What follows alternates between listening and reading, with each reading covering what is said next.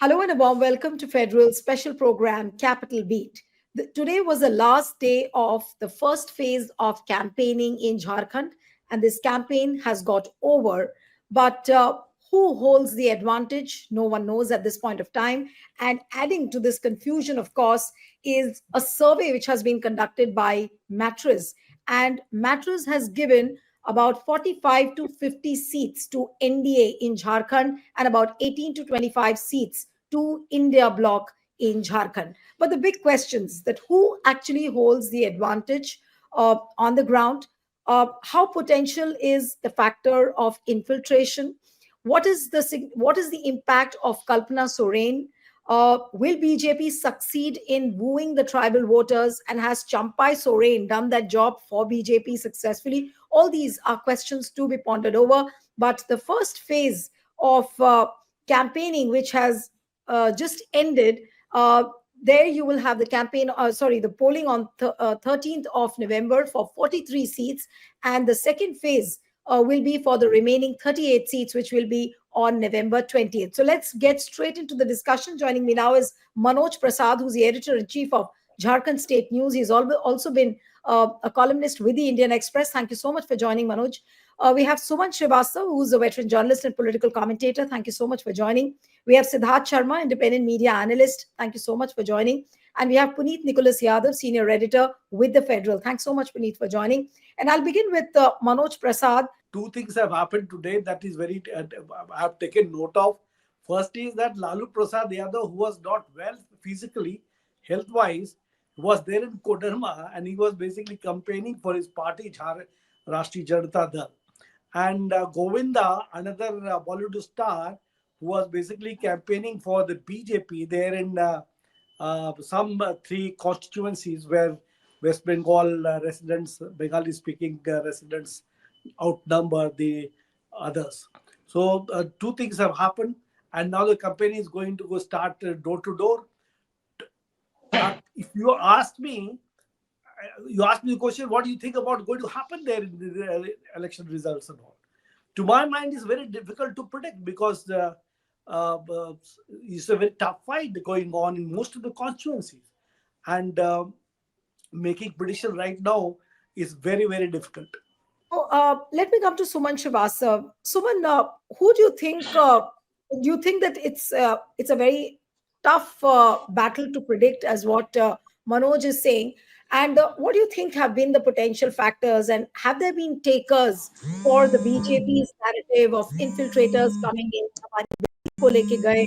So, all this narrative which has been propped up by the BJP, you think that the Jharkhand voters would really care for this narrative? Will they buy this narrative of the BJP? According to ground reports, I've been to many constituencies in the first phase where the polls are being held, are to be held on November 13th. My calculation, I am not commenting on the predictions of any news agency. My calculation is that JMM is not going to lose many seats. That is my first contention. BJP is working hard, just struggling against JMM.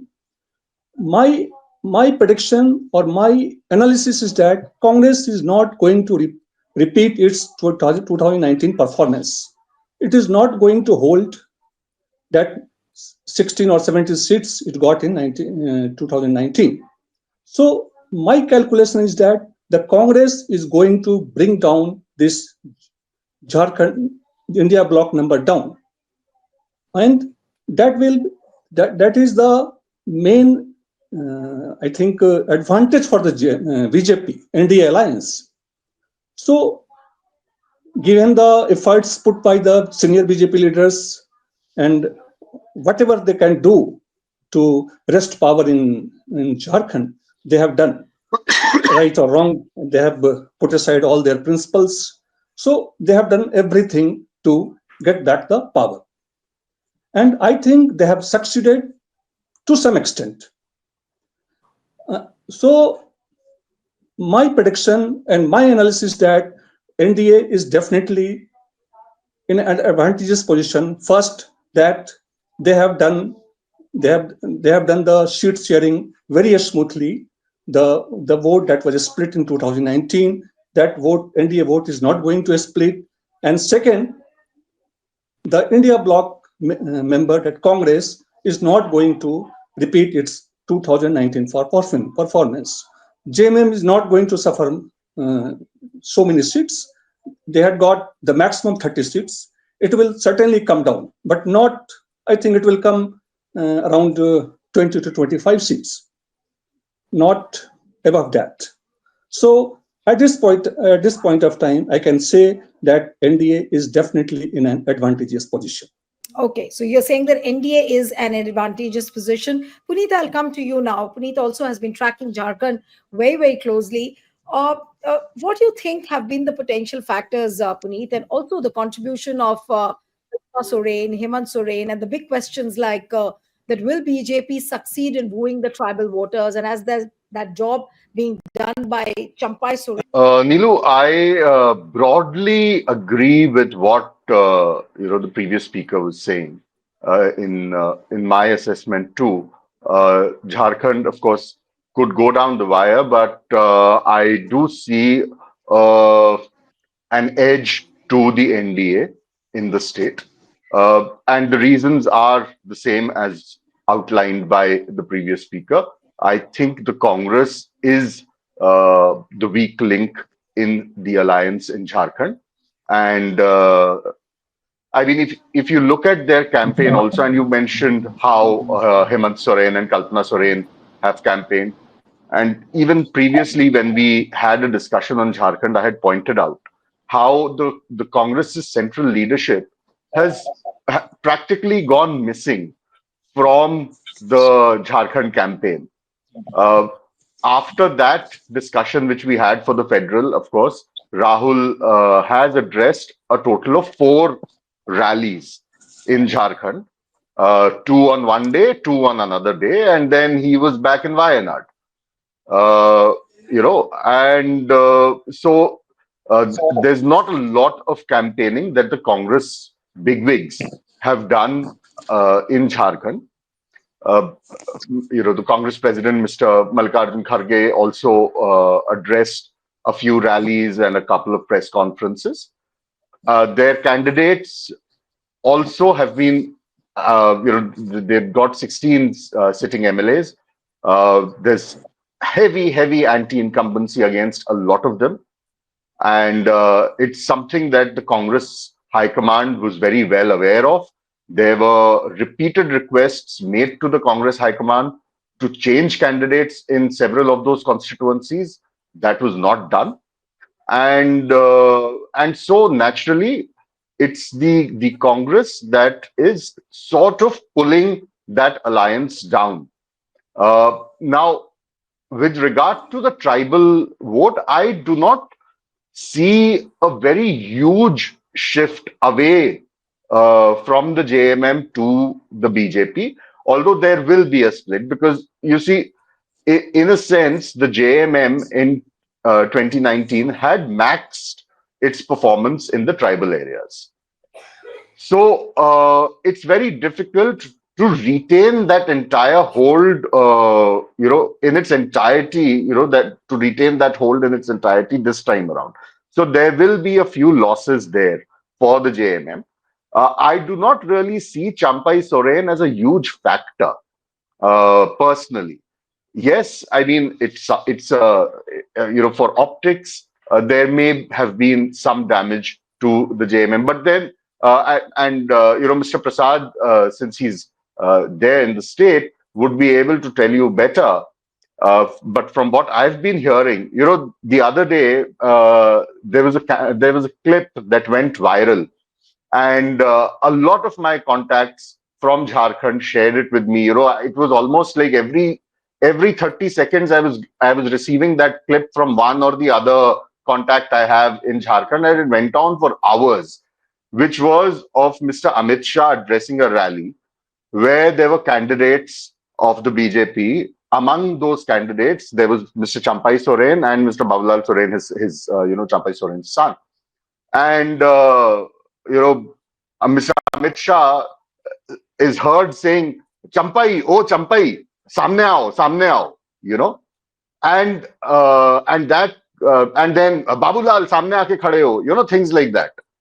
And so that clip was being widely circulated, that this is the respect that the BJP has for its tribal leaders. As long as Champai Soren was in the JMM, we used to address him as Chachaji, and now he's gone to the BJP and he's being addressed as Oh Champai, you know.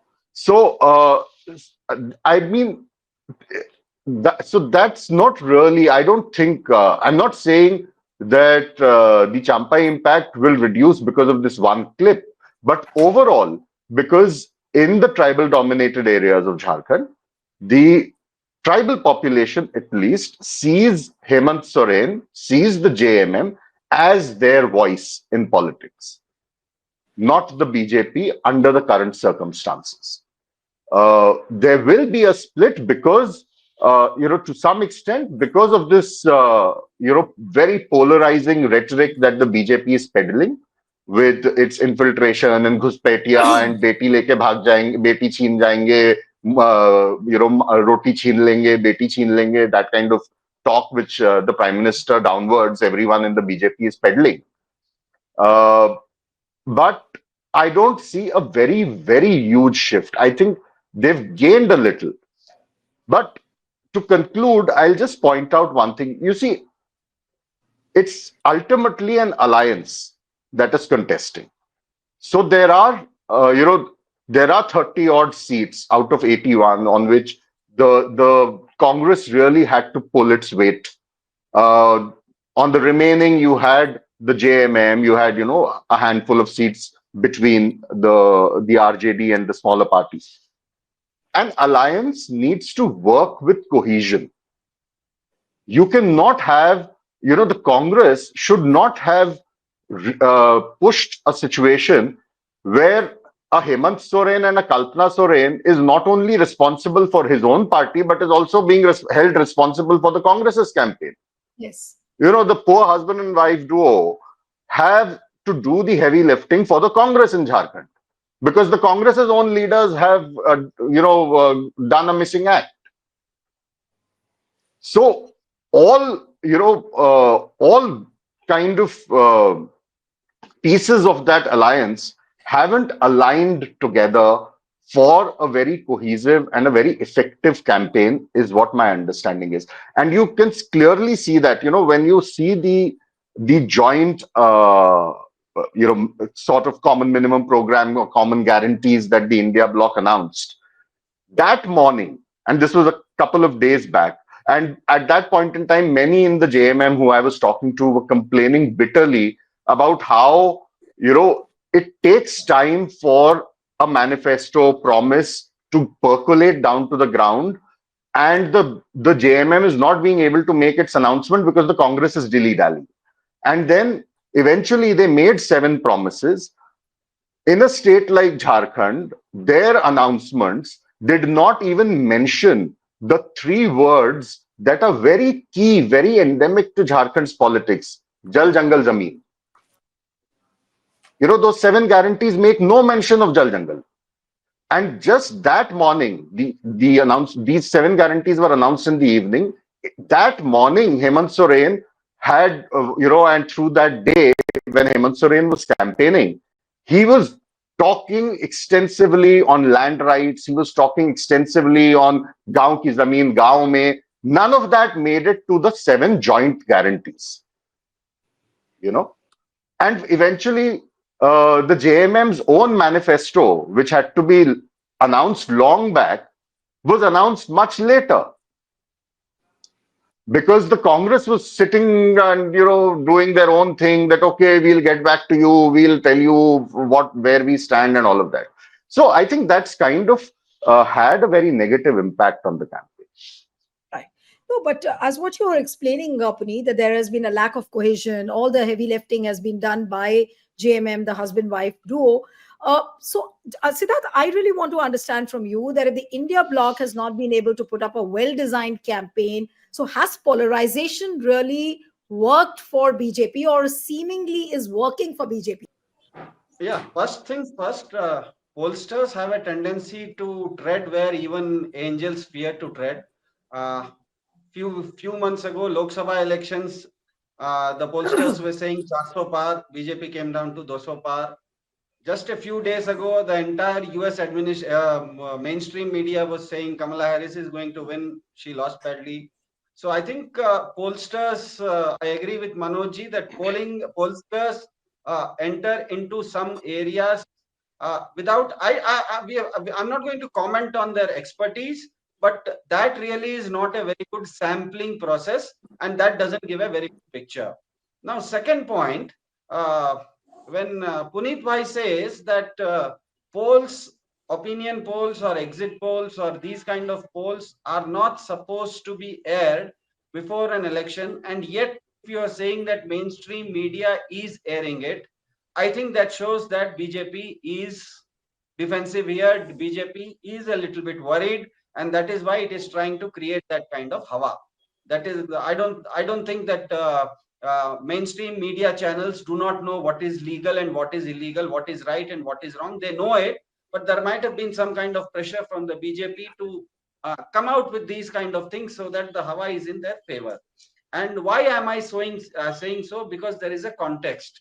BJP, when it polarizes, BJP during an election, it polarizes is nothing new. It is same old, same old. Even during the Lok Sabha elections, we know that the BJP tried to polarize India. But the verdict of India was that India as a whole, India as a nation, was not digesting these kind of polarization too much now. The India of 2019 and India of 2014 were different, and BJP in fact lost its vote share. BJP polled less votes than it polled in 2019. So that went on to show that this polarization narrative has fewer and fewer takers.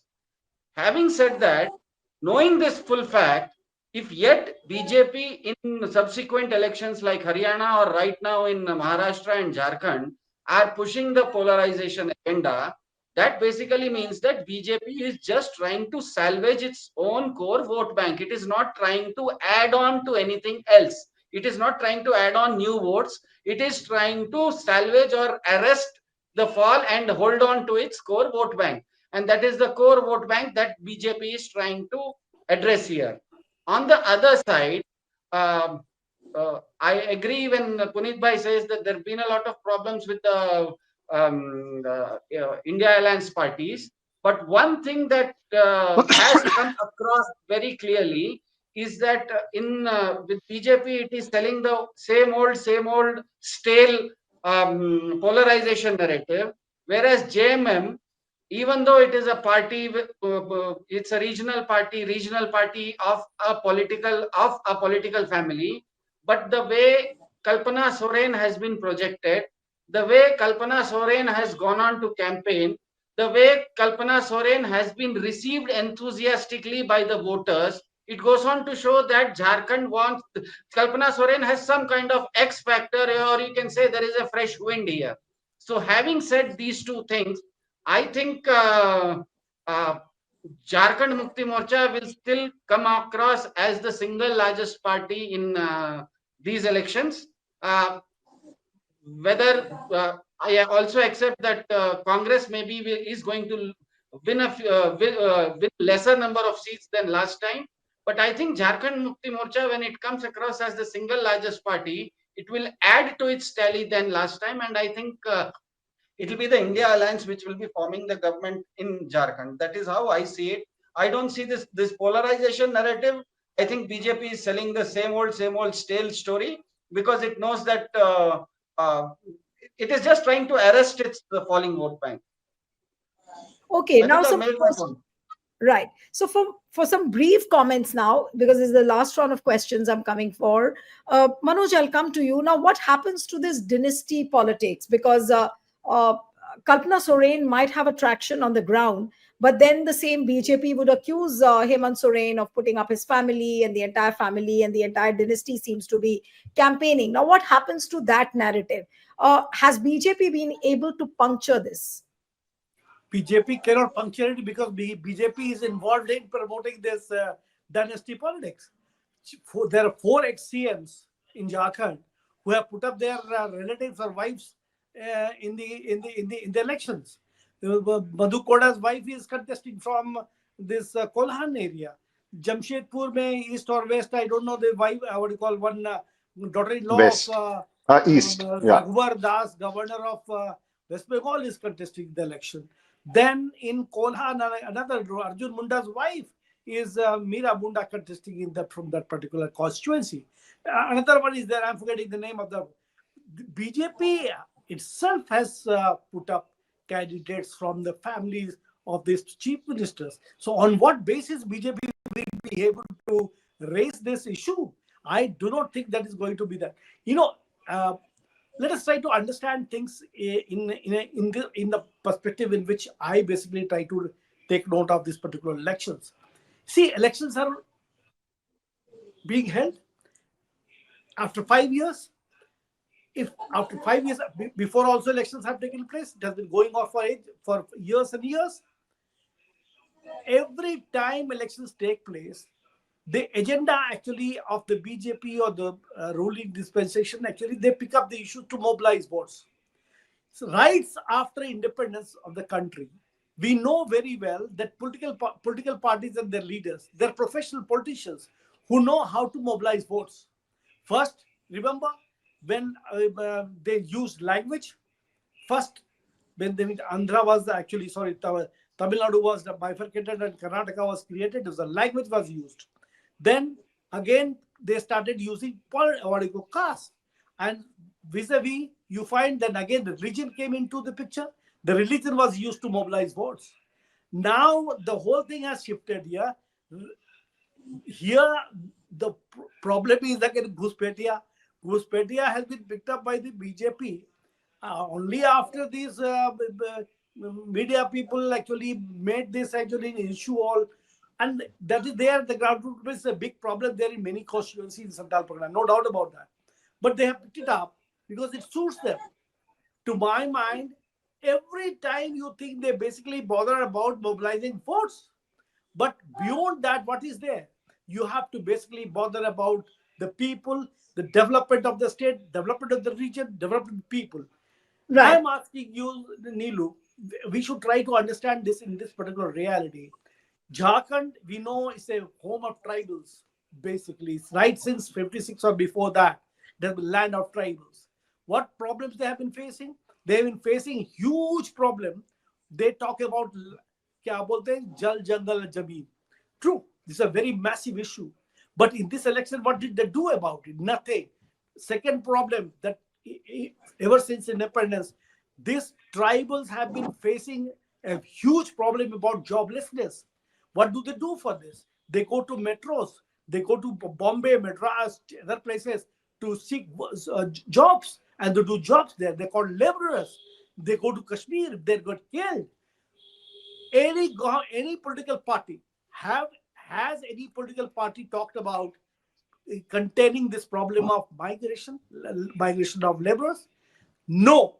There's no actually manifesto which says in clarity that if we were voted to power, we will basically contain this problem of migration. Right. Yeah, Manoj, I'll interrupt you here because we have limited time. I'll go to Puneet now, very briefly to the three of you. That has this been an issueless election then? If the right issues have not been raised, do you see this election of Jharkhand as an issueless election, Puneet? Very briefly. Yeah. Well, there was no dearth of issues. Unfortunately, the problem is that the BJP made it all about a non-issue, and then obviously being the parties defending their tenure, the India bloc, which is the incumbent, has had to respond to that non-issue. Now, Hemant Soren has, from his point of view, can I intervene? Certainly. Yeah, I like very briefly, Manoj. Yeah, no, very simply. These politicians, they belong to one actually creed. They are the ones. If they do this, they do this. But one thing is there, they're common about it. All of them are mobilizing votes, and for votes, they can go to any extent, whether it's JMM or BJP or CPI, CPM, BJP, anybody. Their main job is to mobilize votes, come to power. but they are Yes. not bothered about development of the region. They are not bothered about the development of the people. They don't care about it. Just votes, votes, votes, votes, votes. Seek Yeah. power, come to power. That's it. Yeah. I'll let Puneet complete his point. Yes, Puneet. Yeah.